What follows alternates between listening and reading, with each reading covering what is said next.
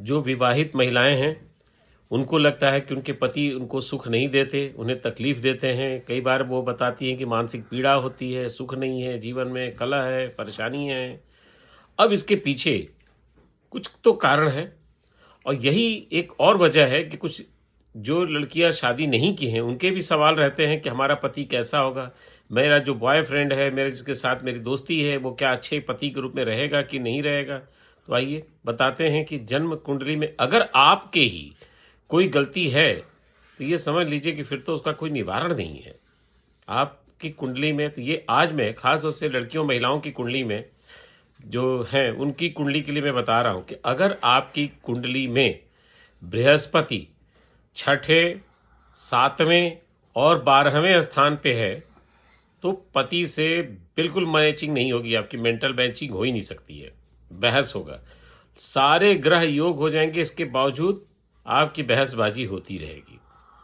ध्यान से सुनिए, जन्म लग्न कुंडली के छठवें घर में, सातवें घर में और 12वें घर में अगर आपके बृहस्पति है तो व्यर्थ के उलझन विवाद होता रहेगा। इसको विवाद नहीं कहेंगे, शस्त्रार्थ होता रहेगा।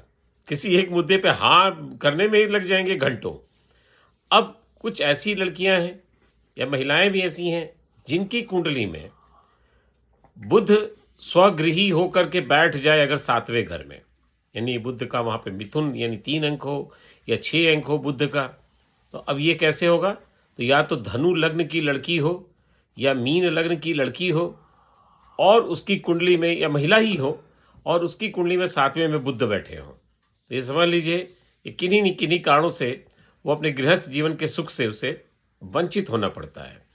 और एक महत्वपूर्ण कारण और भी है, अगर मांगलिक हो गया पति आपका तब तो कठिन है, लेकिन आप भी अगर मंगल आपके 12वें बैठ जाए, चौथे बैठ जाए, कोई जरूरी कि 7वें 8वें बैठे, तो भी आप अपनी तरफ से विवाद को जन्म दे ही देंगे। तो आज तो ये महिलाओं लड़कियों के लिए स्पेशल आज का ये रहा कि आप अपने इस कुंडली के निवारण के लिए, उपचार के लिए किसी ज्योतिषी से संपर्क कर लें। जीवन सुखद हो सकता है और भविष्य अच्छा हो सकता है।